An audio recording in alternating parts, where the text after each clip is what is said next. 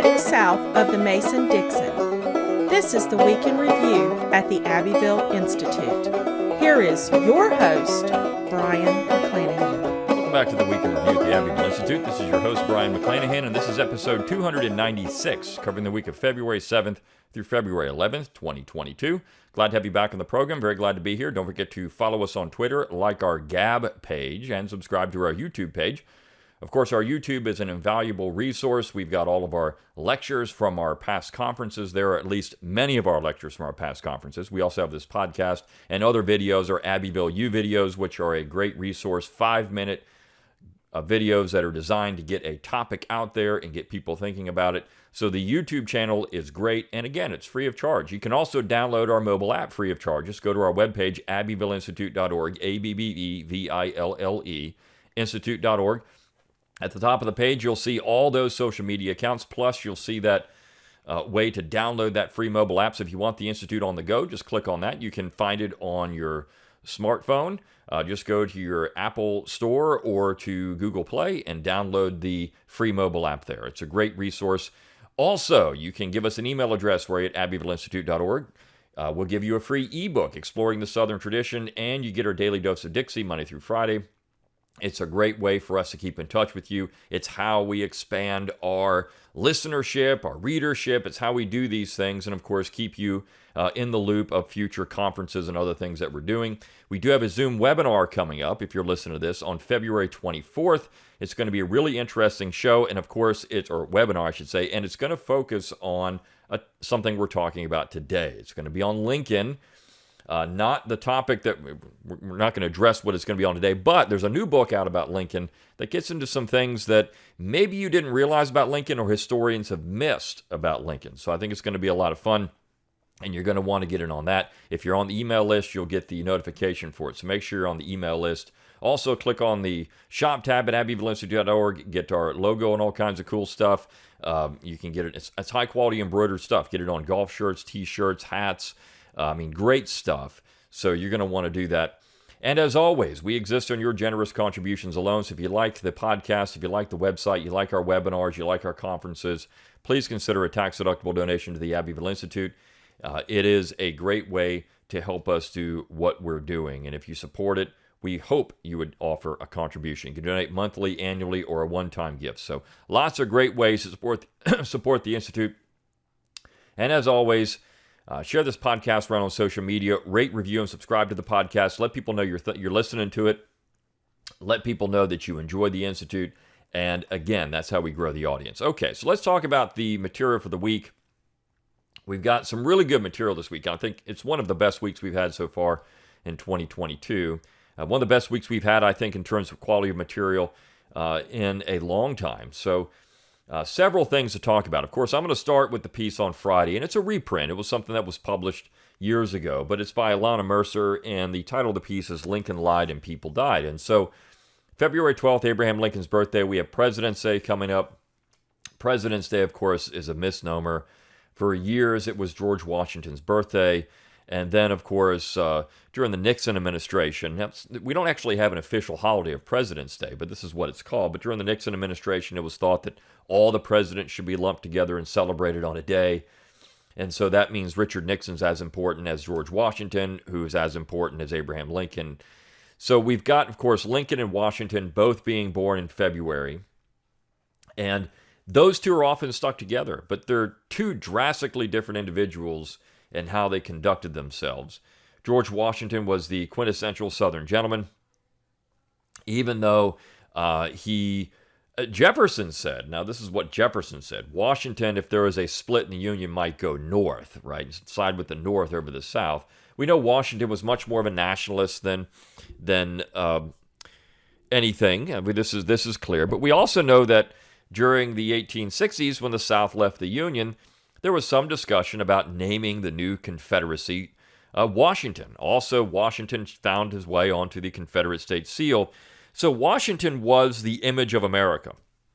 Of course, the North thought they were fighting for the principles of George Washington. The South thought they were fighting for the principles of George Washington. So he really was the glue that held everything together for the first 80 years of American history. Now, I could quibble with some things that Washington did as president. When you look at his reaction to the Whiskey Rebellion and listening to Hamilton too much, or signing the first Bank of the United States into law, or Hamilton's economic system, all that stuff getting put into law during the Washington administration, I can quibble with those things. But Washington was a unique individual, and of course, there was no one else that could have guided this new federal republic into being besides George Washington. So to put Abraham Lincoln with George Washington really is a travesty. And to put all these presidents together with some of the best that we've had, and I would say that most of the best presidents, if you were to get a list of 10, have either been from the South or have been real Republicans and believing in a federal republic, right? So if they're not from the South, you would find that. So, I mean, you have people like Calvin Coolidge. You would have people like Franklin Pierce. I mean, these are good presidents, as per the Constitution as ratified, who get overlooked. Now, Lincoln, in this particular piece, gets into the fact that Lincoln was not honest about why he was going to war. I mean, actually, I think Lincoln was honest about why he was going to war. He wanted to preserve the Union and protect the tariff. And this was Lincoln's primary goal, and to save the Republican Party. Lincoln understood that if you allow the South to secede, there's no Republican Party. It ceases to exist in the next election cycle, because the Democrats really were the majority.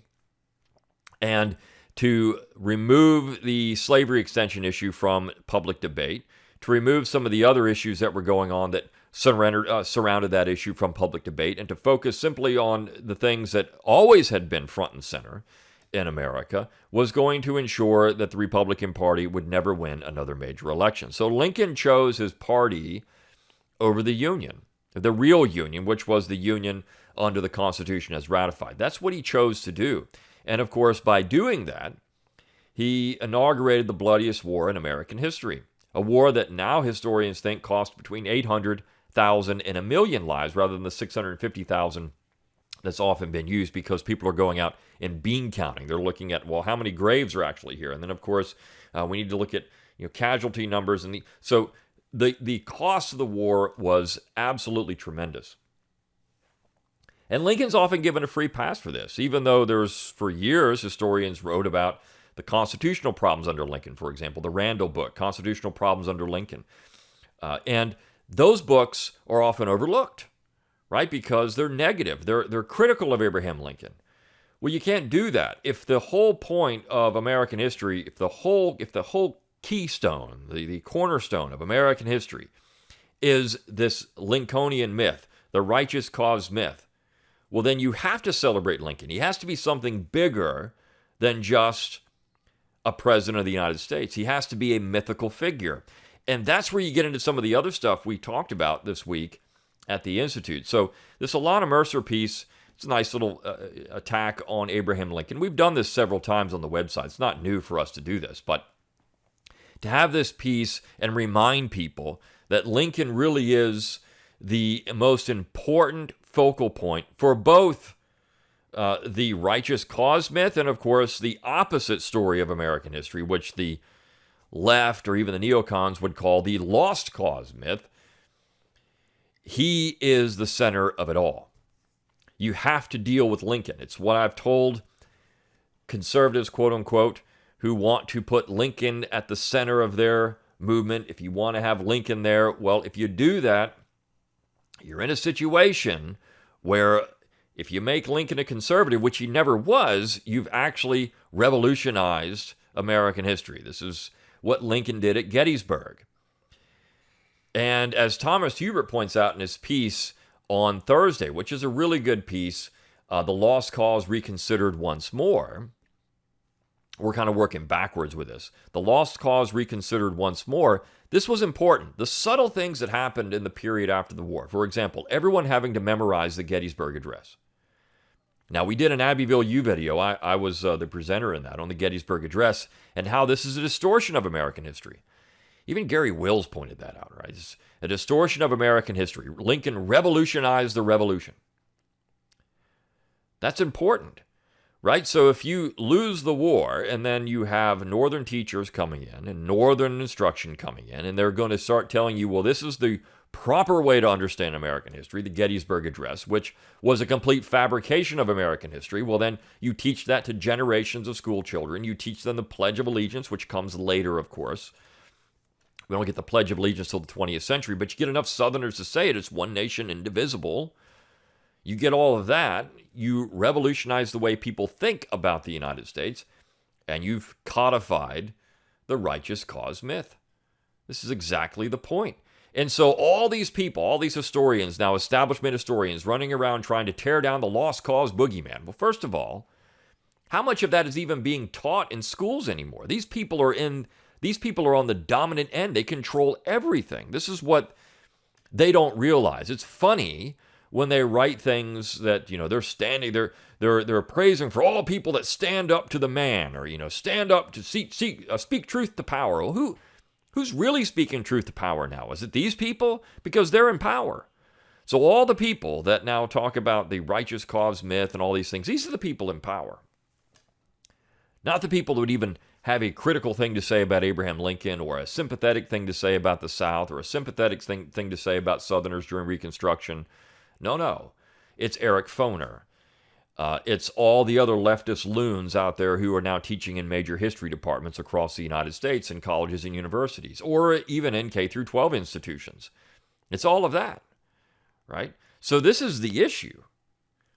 To say a kind thing about the South, as Hubert points out, is almost sacrilegious now in American education.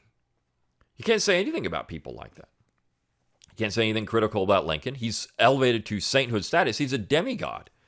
He's got his Parthenon there in Washington, D.C. That's it.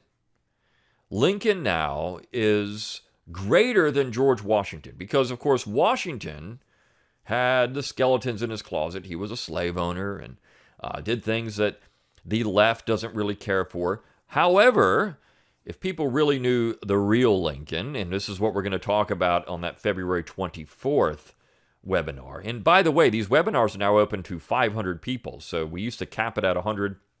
We've now expanded it out to 500. So don't worry, we probably won't ever run out of tickets on these things. But it'd be nice if we did. But we should have enough. This one is going to talk about one little hidden part of Lincoln's life that was found in an archive that has to do with Lincoln and slavery. This is really interesting. There's a primary document that shows this. This is very, very interesting about Lincoln. If people knew this about Lincoln, well then, would he be as deified? And I think there is an attack on Lincoln from the left. Look, Lincoln statues have been defaced. There's been some discussion about tearing Lincoln down from places of honor in the United States because he's not woke enough. You see, the revolution has to consume its own. Lincoln started the revolution, but he is too out of date with what the revolution really means. Eventually, that will happen. That will happen with Abraham Lincoln. So I really like this piece from Thomas Hubert. He says something again at the end of the piece. He says, "Those who most vociferously impugn the Southern lost cause don't merely seek to eliminate it. They want to cancel anyone who would dare to even mention it, let alone presume to defend any part of it. That is who they are. That is who they will always be. And not all of them reside north of the old surveyor's line. As Mel Bradford liked to remind us, some who reside south of that line are born Yankees of the race of men." This is very true, right? You see, Virginia has taken more monuments down than any other state. Now, a lot of the people that are taking these things down are not from Virginia. They're from outside of Virginia, or at least pushing to take these things down, but some of them are. Look, Ralph Northam was from Virginia. He was a native Virginian. So to have someone like that take these things down, not understand, I mean, he understands what he's doing. But of course, now he's going with the current. He's swimming with the current, going with the wind. These people are not speaking truth to power. They're not speaking truth to anything. They're just in power, and they're just using it the way they want to. So I've said from the beginning, if you go back and listen to this podcast, we started this in 2015. If you go back and listen to that, all the way back, I said, Almost all of them are going to come down. It's going to happen. The thing that has to happen, though, is stuff like this has to exist, because eventually people will want to know the truth. They'll want to find these answers, because they'll start asking questions. Well, why is it that, these people wanted to take down a monument? What did it actually do? Were all these monuments actually put on courthouses because they wanted to ensure that Jim Crow segregation was maintained? Well, if you go out and look at the time period and you start actually looking at the history, you're not going to come to that conclusion. You won't, because you can't. And that's the thing. You can't come to that conclusion. It's impossible, because there's no evidence for it. In fact, if you look at the time that these monuments were being built, you also had Union monuments being built on courthouse squares in the North. Were they being put there for white supremacy? Well, clearly they weren't. Just as they weren't being put there in the South for that reason. This is a public square, and that's where you put a public monument. It just makes sense. In many of these towns, that's the only public building you had. So you put it where people go, to the courthouse, in honor of the dead who fought in that war. Because in these communities, you still had many people that were tied into them from either one generation or two generations removed. That's it. That's your grandpa or your father. That's who you're looking at there. It'd be no different than a World War II monument, and eventually, Vietnam monument, or a Gulf War monument, right? I mean, this is what we're going to start looking at. These are the kind of things we would see. Those are the people that were being honored.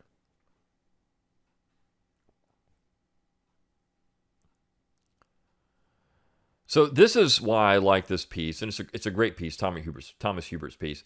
And then we had a piece by Valerie Protopappas, who was Francis Lieber. Now, there's been a great effort on the neoconservative right, the Straussian right, to link Francis Lieber to John C. Calhoun. Lieber and Calhoun were not close, and Lieber was certainly against secession.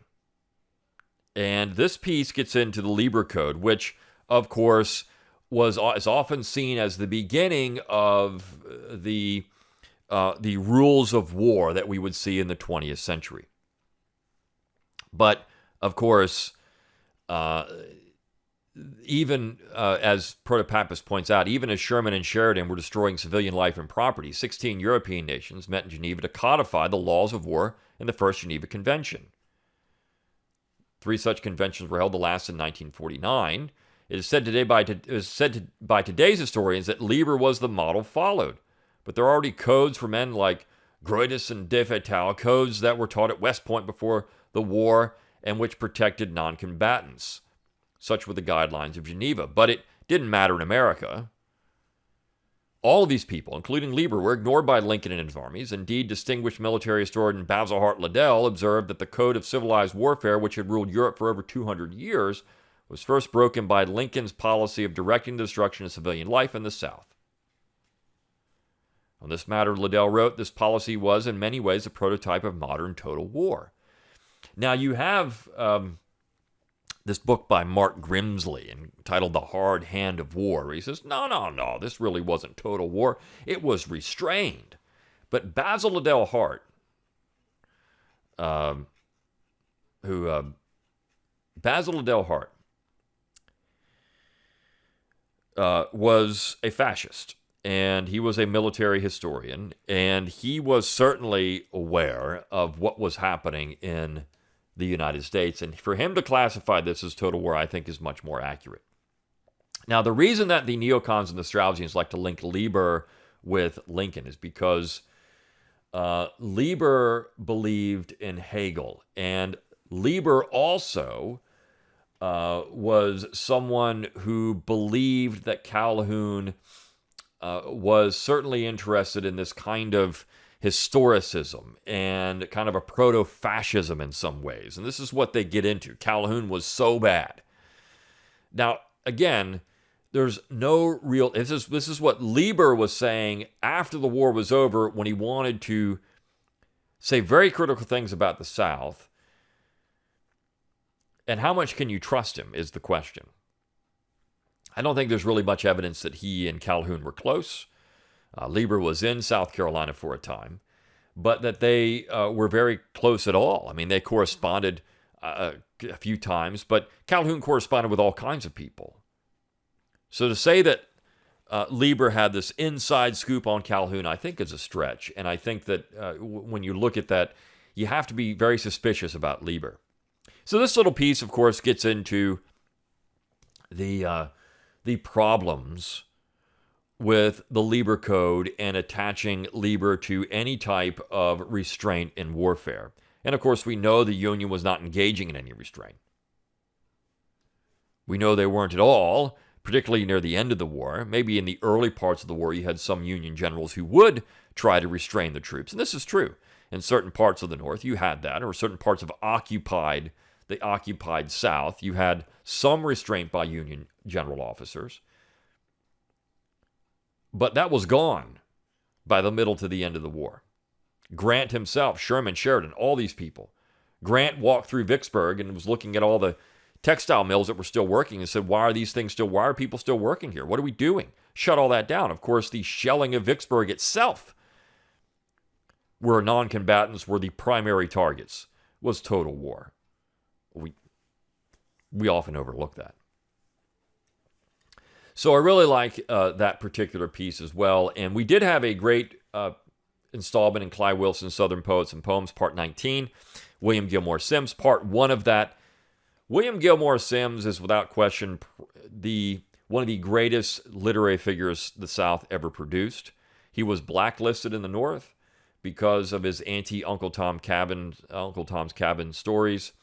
But there was nobody better on the Southern theater in the American War for Independence than Simms. In fact, he had a wonderful archive of material, primary documents that the Union Army burned when they burned his property during the war. So things were lost because the Union Army decided that is not good to have. We need to burn Simms's property. It's a tragedy what happened. But Simms, of course, being a vocal proponent of secession, Simms being someone who was very critical of the Northern view of society. Now, Simms was ardently pro-slavery.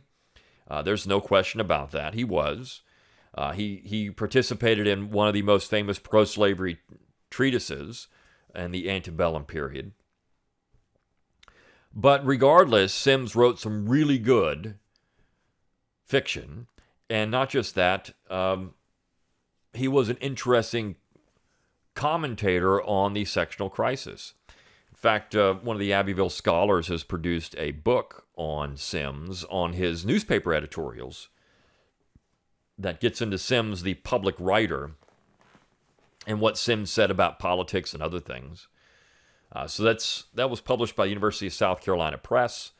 I can't remember the title of it, but it's a very good book if you want to get into Simms' political background.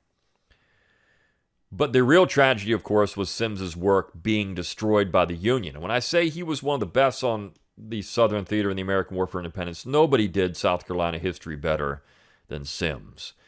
And many of his novels, I mean, if you look at that period of time, you have people like James Fenimore Cooper writing the Leatherstocking Tales. Simms's books were just as good, if not better.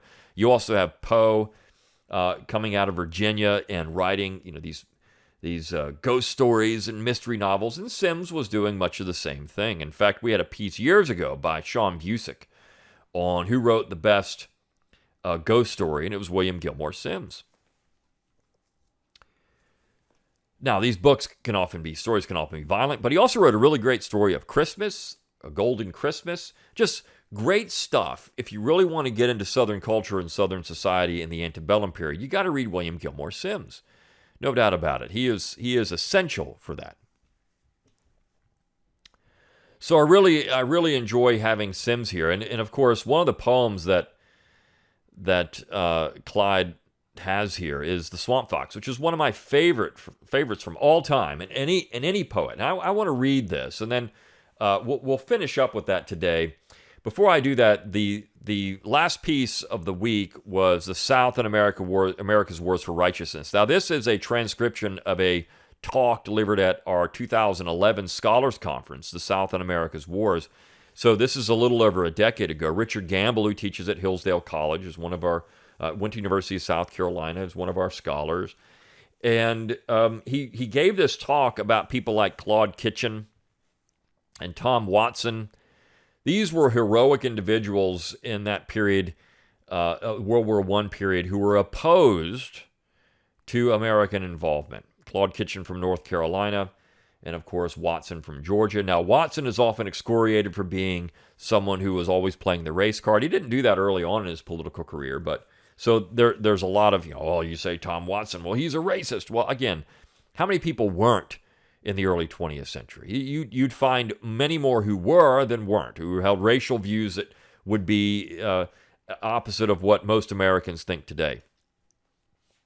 But that doesn't mean what they were saying about other things wasn't correct. I actually saw there was the first female senator in U.S. history was actually from Georgia. She assumed the seat for a brief period of time, but of course she's now no good because she was tied into a slaveholding family and was unabashedly in favor of slavery at one point. So you can't celebrate her because she is evil in that way. Right? This is just stupid stuff. But this piece is great. It's one of the best things that came out of that conference, the South in America Wars for Righteousness, out of the South in America's Wars Conference. And Gamble has written a lot about the Gilded Age period, the early 20th century, American imperialism. He's written some really good books on the views of the North at this period of time and how that was driving American foreign policy, this very puritanical view of the world. The City Upon a Hill sermon. I mean, this drove American foreign policy, and some Southerners were opposed to it. Not all. In fact, I would say the majority of Southerners were not opposed to American involvement in World War I, but there were a few that were, and it's important to point them out. And it's also important to point out that the South always had at least a component of it that was against foreign interventionism. And you look at Washington, you look at Jefferson, you look at Madison, Monroe, but really that the farewell address by Washington, and then of course Jefferson's first inaugural. And this really became the standard for American foreign policy for much of American history up to the war. And of course Lincoln changed that. It's the Lincoln regime and the Republican Party that changed the way we thought about foreign intervention. Even during the war itself, there was some discussion about sending American troops to Crete to help Cretan independence. I mean, if we're going to start spreading liberty around the world, let's start doing it with the bayonet. Of course, that became part of this righteous cause myth that we get.